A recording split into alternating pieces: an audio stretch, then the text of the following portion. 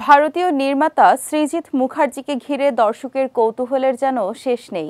পর্দার বাইরেও তার ব্যক্তিগত জীবন নিয়ে সোশ্যাল মিডিয়ায় নানা জল্পনা কল্পনা লেগেই থাকে।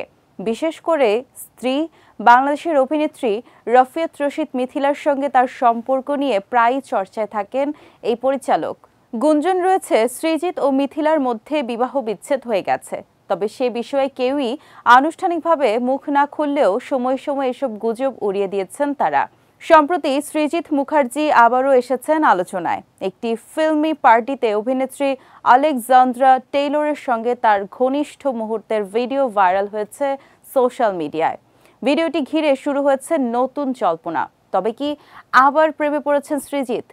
তবে এমন ধারণা পুরোপুরি উড়িয়ে দিয়েছেন তিনি নিজেই। ভারতীয় একটি সংবাদ মাধ্যমকে দেয়া এক সাক্ষাৎকারে সৃজিত স্পষ্ট ভাষায় বলেন, প্রেম নয়, আলেকজান্দ্রা আমার খুব ভালো বন্ধু ও অসম্ভব শিক্ষিত।